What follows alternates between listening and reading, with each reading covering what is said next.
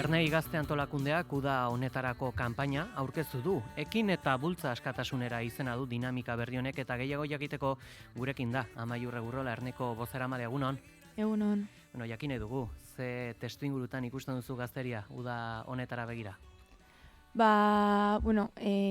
Aste honetan aurkeztu dugu udako dinamika eta gure asmoa da, orain arte egin dugun bezala, gazteria aktibatzen jarraitzea, uda giroa aprobetxatuta eta jendea kalean gehiago egoten den momentuan ere, kaleak hartzen jarraitzea eta beraz dinamika argudio horrekin edo abiatu dugu. Eta aurkezpenean esan dugun bezala, ekin eta bultza askatasunera dinamika aurkeztu dugu, hain zuzen egungo euskal gazteriak, gazteria independentistak duen egiteko hori mahai gainean jartzeko eta udan ere bultza egiten jarraitzeko.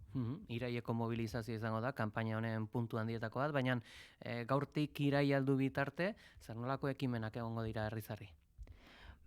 Iraian esan duzun bezala mobilizazio nazionala izango dugu Donostian eta ordura bitarte herrietan orain arte egin bezala komunitatearekin, bertako gazteekin egoten eta elkarguneak sortzen jarraituko dugu.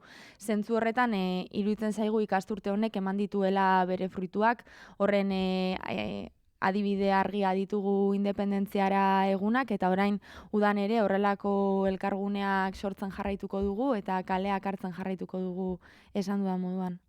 Gainera Juan Paredes txiki eta Angel Otagiren fusilamendutik 50 urte beteko dira, zer dela eta nabarmendu duzue erreferentzia hau? Guretzako, bi kide hauek esan behar da erregimen frankistak erail zituela, bi gazte independentista izateagatik erail zituztela, fusilatu zituztela, eta iruditzen zaigu gazteria honek, belaunaldi honek, bere garaian egin zuela autu bat, izan zela frankismoaren garailatz batean, gerra osteko testuinguru batean, Euskal Herriaren izatea zalantzan zegoen momentu batean, nazio biziberritze bat proposatu zuten, gazte hauek, herri honen lekuko hartu zuten eta pausu bat aurrera eman zuten. Azpimarratu behar da, gazte belaunaldi horren borrokak aurrera egin zuela eta egungo testuinguruan iruditzen zaigu gazteok badugula egiteko hori ere. Testuingurua erabat aldatu da eta desberdintasunak desberdintasun Euskal Herrian bizi dugu testuinguru bat zeinetan gure belaunaldiak agian ez duen bizi gatazkaren momentu bat, baina gatazkaren ondorioak pairatu dituen belaunaldia gara, testuinguru globala ere aldatu da eta horrek gure herria egoera konkretu batean kokatzen du eta horren guztiaren aurrean iruditzen zaigu gure egitekoa ere badela, belaunaldi gisa dugun erronka badela nazio biziberritze berri bat abiatzea.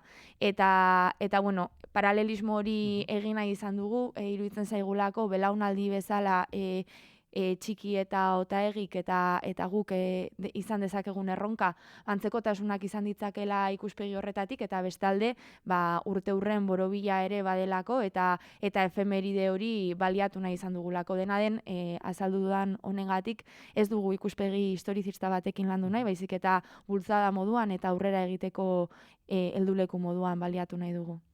Baitare aipatuko dugu, leloan ere bada ekin eta bultza askatasunera, zakita askatasuna independentziaren sinonimotzat genezakeen edo? Bai, izan daiteke, ez dakit guke proiektu politiko bat daukagu eta horren baitan irudikatzen dugu eta bai. Ikusita gaur egungo testuinguru politiko ere jakin nahi dugu, Ernek nola ikusten duen askatasun aukerak? Egia egungo testuinguruan krisi betean bizi garela eta egia esan gure belaunaldia bada 2008tik ona krisia besterik bizi ez duen belaunaldi bat, Baina uste dut horretan geratzea eta erresignazio horretatik begiratzea badela esperantza ez batera kondenatzea edo, eta esan dudan bezala guk badugula proiektu politiko bat, guk sinesten dugula herri aske batekin, herri feminista batekin, eta horretara bultza egiten jarraitu behar dugula, eta beraz krisi testuinguruak esaten da ere aukera momentuak izan daitezkela eta baliatu daitezkela bestelako aldaketa batzuk egoteko, eta guk beraz modu argi batean bultza egiten jarraituko dugu askatasun horiek lortzeko, eta askatasun hori ulertuta Euskal Herri aske sozialista eta feminista bat bezala. Beraz aukerak badaude eta aukera horiei heldu beharko gara aurrera egiteko. Horre krisi horien baitan ere aipatzen dena da, gaur egungo gazteria okerrago biziko dela bere gurasoak baino, eta hori bizitzen lehen generazioa izango dela. Ez dakit, mezu hori barneratua dago gazteriaren bueltan edo eta gazteria apalago egon daiteke ideia honen ondorioz? Bai, nik uste dut faktore desberdinak egon daitezkela. Egia da gure belaunaldiak bizi duela espektatiba krisi bat. Egungo prekaritate egoerak eragiten duelako ez egonkortasun bat, eta ziurrenik ez dakigulako biharko egunean nola biziko garen, non egongo garen, eta egia da hori badela gure belaunaldia ezaugarritzen duen faktore bat. Dena den, ez dakit nik belaunaldi ere bakoitzak bere problematika bizi izan du, eta uste dut ernaitik badugula egiteko bat, dela hortzimuga berriak eta pixkatez, aurreko galderan botatzen zenidan askatasunaren ideia horretatik, badugula egiteko bat, hortzimuga berriak marrazteko eta helduleku horiek irudikatzeko. Azken finean hori delako egungo gizartea edo prekaritate egoera horrek, uste dut ezaugarri bat baldin badu dela garai likidoarena eta helduleku gutxi izatearena, komunitate txikiagoak edo sortzearena, eta herri moduan erakutsi izan dugula, badakigula komunitate horiek sortzen, aurrera egiten, eta beraz uste dut gazte antolakundeak baduela bertute hori ere, eta beraz horri heldu beharko gatzaiola eta aurrera egin. Horre baita ere, jakin nahi dugu, hain zuzen, badagoela pixkate gazteriaren baitan horre green bat, independentziarekiko edo, eta pixkat ere ikusi genuen, gure eskuren baitan horre mobilizazioan ernaik babestuzun, baita ere egik, baina pixkate kuriositatea daukagu, ernai eta egiren arteko harremanak nolakoa dira? Egia esaten badizut, momentu honetan ez dugu harremanik, baina horrelako elkargunetan uste dute gure eskuren mobilizazioaren adibidea jarri duzu, eta normala dela bertan elkartzea, eta horietan elkartuko gara, eta une honetan ez dugu bestelako harremanik, baina ikusiko dugu.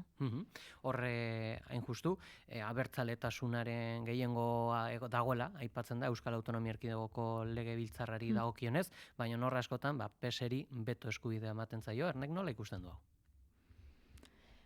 Uste dut, egoera irakurtzeko zaila dela, edo askotan galdetu izan digute baita ere, pixkat lehengo independentziaren galderari lotuta, ea nola ikusten dugun egoera hori, ea benetan ikusten dugun green independentista bat dagoen kalean, gazteen artean, ea horrek ze lotura duen egungo EAeko legebiltzarreko gehiengo abertzalearekin, gehiengo soberanista eta ezkertiar batekin, eta nik uste dut badagoela nahi bat Euskal Herrian, alde batetik ikusi dugu, hauteskundeetan ikusi ahal izan dugu, nahi ezkertiar soberanista hori badagoela, hor dena den, gerora ikusi beharko da nola diren legebiltzarreko tirabira guzti horiek baina uste dut horretan eta gure eskuren mobilizazioa baliatuta adibide moduan ere, badagokigula herri gisa kalean eta bai gazte antolakunde moduan eta mugimendu sozialei bultza egitea eta izan behar garela hainbatean agian pixkat exigentzia horiek ere eramaten dituena eta herri ahotsa edo aurrera eraman behar dugula. Eta azkenik ere aipatu nahi dugu irailerako manifestazioa deitu duzuela Donostian, zer aurreikusten da egun honetarako? Joan den ikasturtean mobilizazio arrakastatsua izan zen, irailaren 8koa, estropadetako 2. igandekoa, eta espero dugu, sentsazio berdinekin edo geratzea, gu gogotsu gaude, udarako planak baditugu, ikasturte honetan ere erakutsi dugu behin baino gehiagotan indarra dugula, bai irailak 8ko mobilizazioarekin, bai urrikoarekin Tafallan, baita herrietan egin diren ekimenetan edota topagunean bertan. Beraz, espektatiba horiekin lanean jarraitzeko gogoz eta ikusiko dugu elkar irailaren 14an, espero. Guzti hauekin aditzen gara Amaiur Egurrola, Erneko bozeramale, eskerrik asko gurean izateagatik. Mila esker.